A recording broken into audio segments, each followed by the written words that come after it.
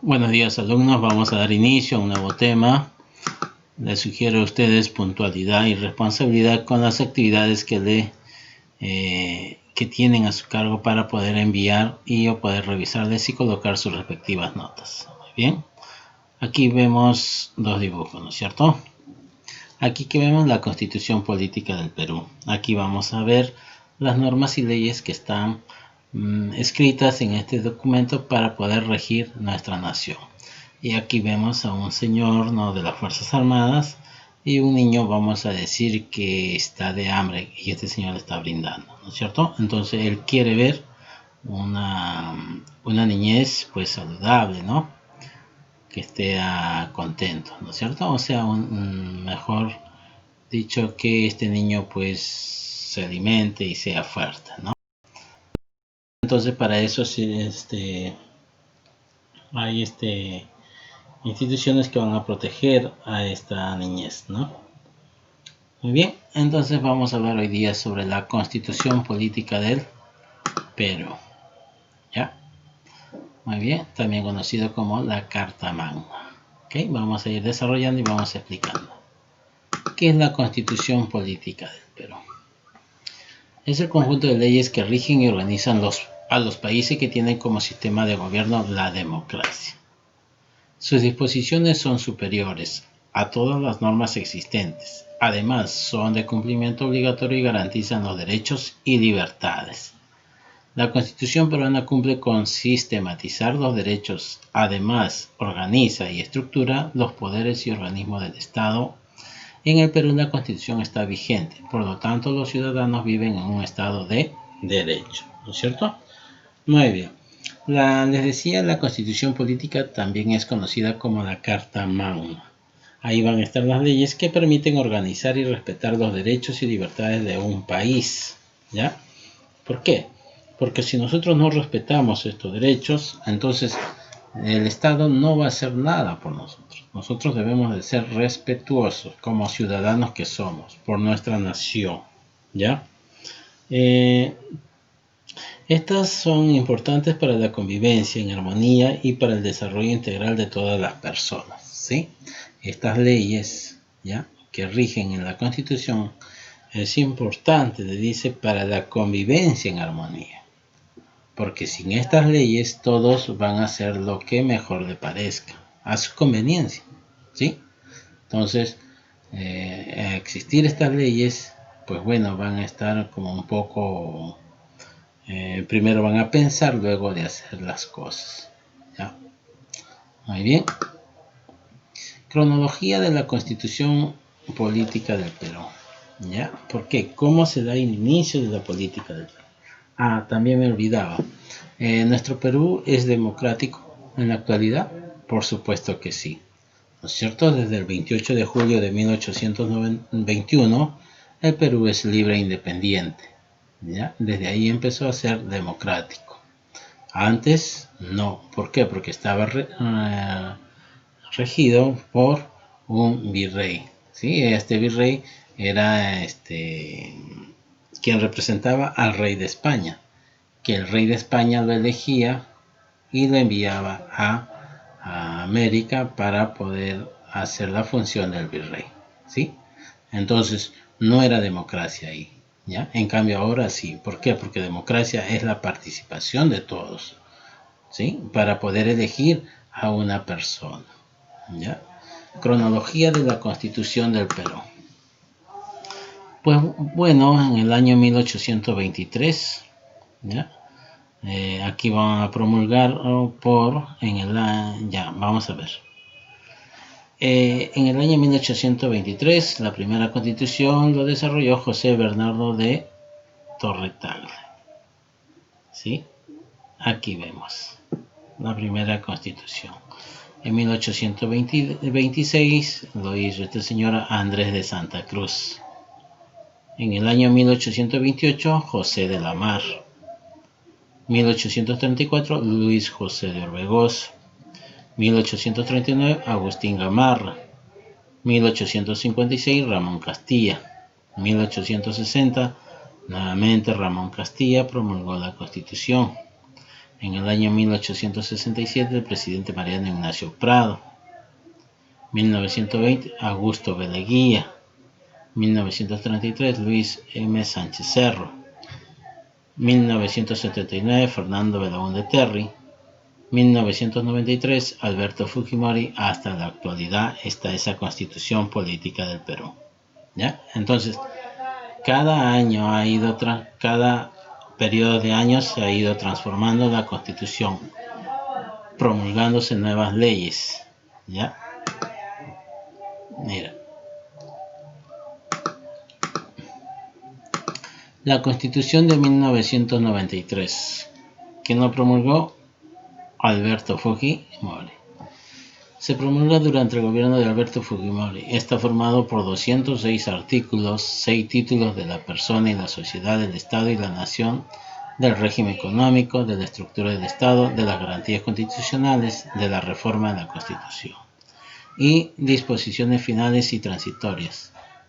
Dichos documentos han sufrido varias reformas hasta nuestros días.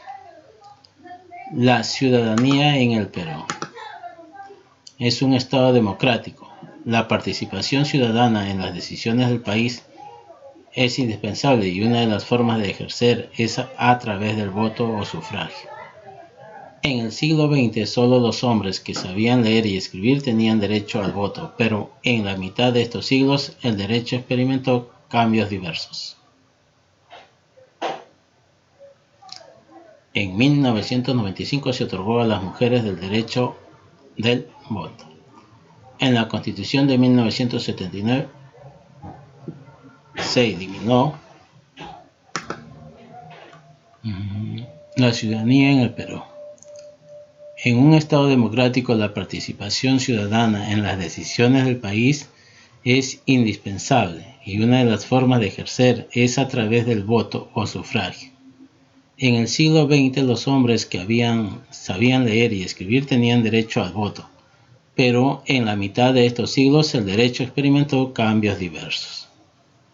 En el año 1995 se otorgó a las mujeres el derecho de voto. O sea, quiere decir que años anteriores la mujer no tenía ni voz ni voto, como se dice, ¿no? Entonces a partir de este año de 1995 ya empezaron ellas a poder elegir a su presidente a través del voto. En la Constitución de 1979 se eliminó la prohibición de sufragio para los analfabetos. También quiere decir que años anteriores personas sin estudios no tenían conocimiento, entonces no podían elegir a las personas, ¿ya? Como hacer que con su voto gane esta persona, ¿no? Entonces no tenían derecho al voto. En dicho documento también se establece la mayoría de edad a partir de los 18 años. En el año 2006 se reformó la Constitución de 1993 para permitir el voto de las Fuerzas Armadas y la Policía Nacional, pero no pueden postular a cargo de elección popular ni participar en actividades partidarias. Entonces, con esto quiere decir que todos estamos llamados para poder ejercer nuestros votos y así poder elegir a un nuevo gobernante de nuestra nación, ¿ya? Muy bien, aquí vemos que está haciendo su voto las personas, ¿no? Vamos a decir una persona de edad, una mujer, ¿ya? Que empezó a hacer su voto. Los jóvenes, aquí personas discapacitadas, todos a partir de los 18 años para adelante tienen el derecho al voto. Es una obligación, ¿ya? No es que yo quiera decir, yo tengo 20 años, sí quiero voto, sino no, es una obligación, si no, tienes una multa que pagar.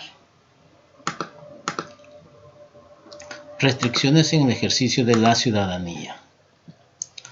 Si vivimos en un Estado de Derecho, existen ciertas circunstancias en las que el ejercicio de la ciudadanía está restringido en pleno uso.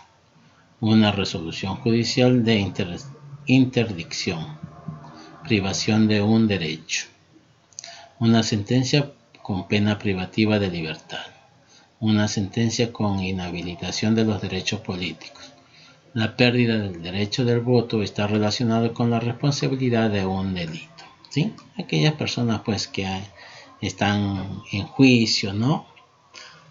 Que lo privatizan de sus derechos, ¿ya? A la persona que está sentenciada o que la van a sentenciar, entonces esas personas no pueden hacer su voto.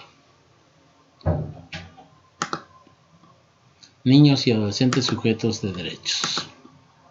Los niños y adolescentes tienen derechos específicos porque están expuestos a necesidades que le afectan con mayor impacto que al resto de la población. Ejemplo, la pobreza, la desnutrición, la explotación laboral, ¿no? Son considerados grupos vulnerables debido a que solo existen disposiciones generales por su protección con la Declaración de Ginebra sobre los Derechos del Niño de 1924. Los gobiernos del mundo y las organizaciones defensoras crearon después de la Segunda Guerra Mundial, que fue en 1945, convenios y acuerdos específicos para los niños y adolescentes. Sujetos de derechos. Los niños y adolescentes fueron reconocidos como sujetos de derechos y el primer paso fue considerar como miembros activos de la sociedad. En el segundo fundamento fue fundamentar por qué eran sujetos de derecho. Para ello se tomaron 4 aspectos. Son individuos y por lo tanto tienen las mismas categorías que los adultos. Su desarrollo saludable es la base para el futuro de la sociedad. Comienzan su vida como seres complementarios dependientes porque necesitan de los adultos para desarrollarse y obtener su independencia. Los cambios sociales que afectan a la familia, divorcio, reducción de la seguridad social, entre otros, también los afectan. El trabajo entre los países y organizaciones dedicadas a los derechos dio como resultado la Declaración de los Derechos del Niño en el año 1959 y su modificación de Convenio sobre los Derechos del Niño de 1989. Los Convenios de Derechos es un tratado internacional de la ONU firmado en 1989 que contiene 54 artículos que señalan los derechos básicos de todos los niños. Dentro de los principales derechos se encuentra el derecho a la supervivencia, a la identidad, al desarrollo pleno y a la protección contra el maltrato y la explotación. Todos se adjuntan al respeto de la dignidad humana y a la búsqueda del desarrollo armonioso de los niños, niñas y adolescentes, ¿ya? Para tener una buena convivencia. El Código de los Niños. En 1990 el Perú suscribió la Convención sobre los Derechos y desde ese momento se crearon leyes para su cumplimiento. En julio del 2000 se promulgó bajo la Ley 27337 un nuevo Código de los Niños y Adolescentes. En dicho documento se considera niño a todo ser desde su concepción hasta los 12 años de edad y adolescente desde los 12 años hasta cumplir los 18 años.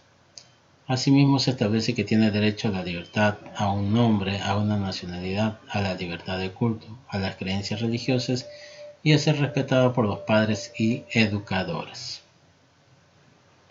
Ya jóvenes, esos son los códigos de los niños y adolescentes. Ya saben que desde que nacen hasta los 12 años ya son considerados niños y a partir de los 12 a los 18 años son considerados adolescentes, según la ley número 27337, ya sé que se promulga esto. Actividad, aquí está, para los que no tienen libro, ya van a ilustrar el tema. Los que tienen libro, ilustrar el tema y hacer la actividad 50, 51, 52 y 53. Pues bueno, espero que todos ustedes se encuentren bien de salud en unión de toda la familia.